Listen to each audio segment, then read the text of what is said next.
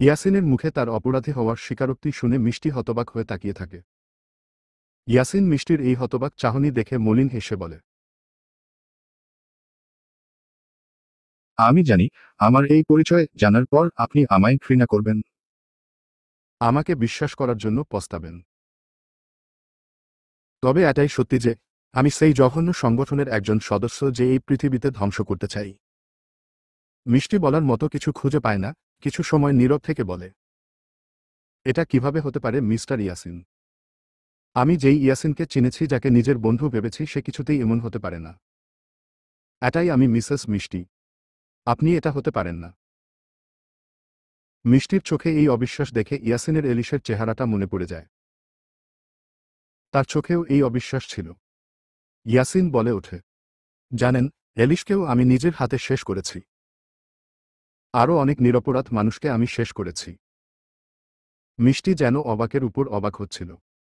ইয়াসিন একটু দম নিয়ে বলে, ওই শরণার্থী শিবির থেকে বেরোনোর পর থেকেই আমি এই পৃথিবীতে ঘৃণা করতে শুরু করেছিলাম। এভাবে সময় কাটতে থাকে। একসময় আমার ফ্রান্সেরই এক স্থানীয় তরুণ ক্রিস্টোফারের সাথে পরিচয় হয়। তার বাবা ছিলেন চার্চের একজন পাদ্রী, যাকে মিথ্যা অভিযোগে হত্যার চিহ্ন হত্যা করা হয়েছিল, সেজন্য সেও এই পৃথিবীতে ঘৃণা করত। ক্রিস্টোফার আমাকে মার্সেই শহরের আন্ডারগ্রাউন্ডে গড়ে ওঠা এক নিষিদ্ধ সাম্রাজ্যে নিয়ে যায়, যেখানে আমাদের মতো আরও অনেক মানুষ ছিল, যাদের বেশিরভাগই নিম্নবিত্ত, দরিদ্র, অসহায় মানুষ, যারা এই পৃথিবীর কশাঘাতে জর্জরিত, যারা ঘৃণা করত এই পৃথিবীতে। আমরা ওই নিষিদ্ধ জায়গায় 1 মাসের বেশি ছিলাম।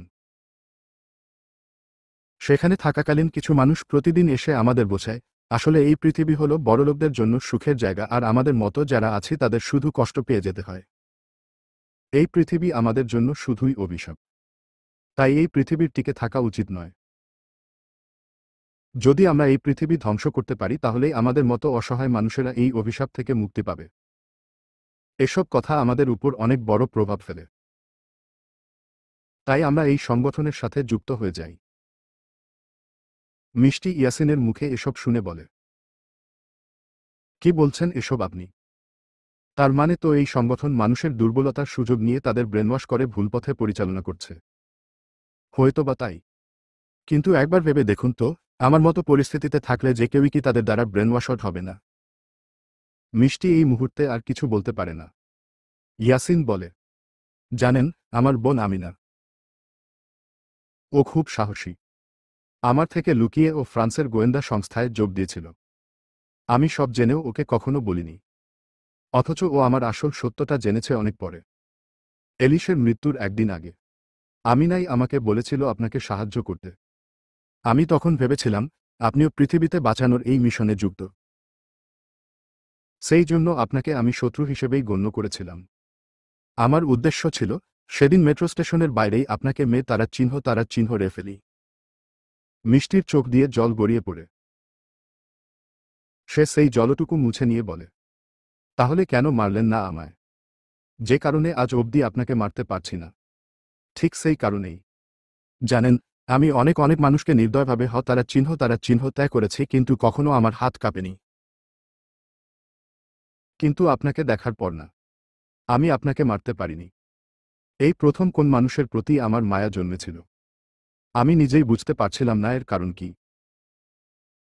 অতঃপর আপনার ব্যাগ চুরি হলে আমি আপনাকে সাহায্য করতে এগিয়ে যাই, না চাইতেও আপনাকে সাহায্য করি।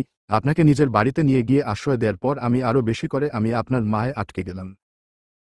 তারপর যখন আপনার স্বামীর ব্যাপারে জানলাম, তখন আমার মনে হয়েছিল তাকে শেষ করে দেই। আপনি যখন বলেছিলেন ইমানুয়েল পল আপনার স্বামীর মতো দেখতে, তখন আমি তাকে মেরে ফেলতে পর্যন্ত গিয়েছিলাম। তবে সেটা আর হয়ে ওঠে না।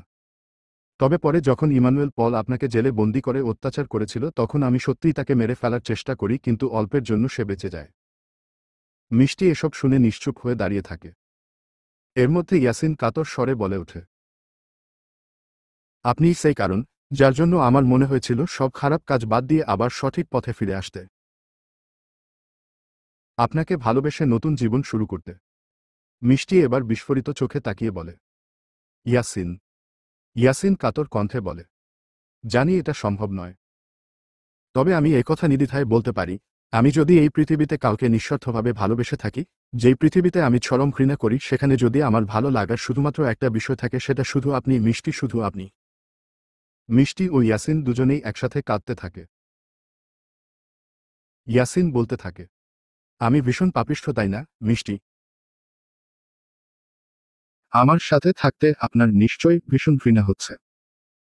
আপনি চুপ করুন প্লিজ। আমি আপনার এই পরিচয় মেনে নিতে পারছি না। আপনি আমার কাছে শুধু ইয়াসিন। সেই ইয়াসিন যাকে আমি বন্ধু ভেবেছি। যাক, এটা জেনে ভালো লাগলো যে আপনি আমায় অন্তত বন্ধু ভেবেছেন। জানেন, অ্যালিস মেয়েটা আমায় ভীষণ ভালোবাসত। নিঃস্বার্থভাবে ভালোবাসত। তবুও ওকে মা তারা চিহ্ন রতে আমার হাত কাঁপেনি। অথচ আপনার গায়ে একটা আঁচড় দিতেও আমার হাত কাঁপবে।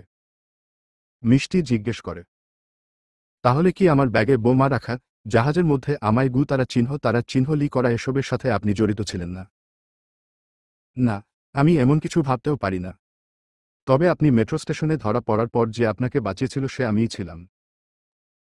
মিষ্টি অবাক স্বরে বলে, তাহলে এসবের পেছনে কে ছিল? জানি না। তবে আপনাদের অনেক শত্রু থাকতে পারে। এরই মধ্যে হঠাৎ করে চারিদিকে পুলিশের গাড়ির সাইরেন বেজে ওঠে।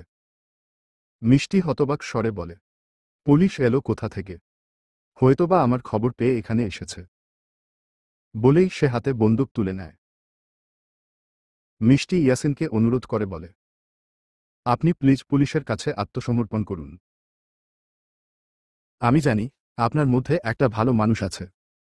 আপনি আপনি ভালো হতে পারবেন। ইয়াসিন একটা বাঁকা হাসি দিয়ে বলে, আমার এই ভালো রূপ শুধু আপনার জন্য মিষ্টি। বাকি পৃথিবীতে আমি শুধু ঘৃণাই করি। তাই আত্মসমর্পণ আমি করব না।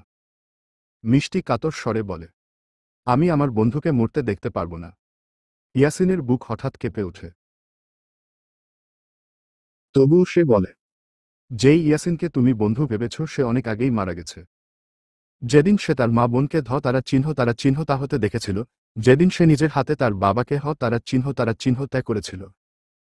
এখন যাকে দেখছ সে সম্পূর্ণ ভিন্ন একজন মানুষ। বলেই ইয়াসিন বেরিয়ে যেতে নেয়। যাওয়ার আগে বলে, আর হয়তো কখনো বলার সুযোগ পাব না, তাই শেষবারের জন্য বলছি, আমি আপনাকে ভালোবাসি মিষ্টি। এই পৃথিবীতে একমাত্র আপনিই সেই ব্যক্তি যাকে আমি শেষ দিন পর্যন্ত ভালোবেসে যেতে পেরেছি।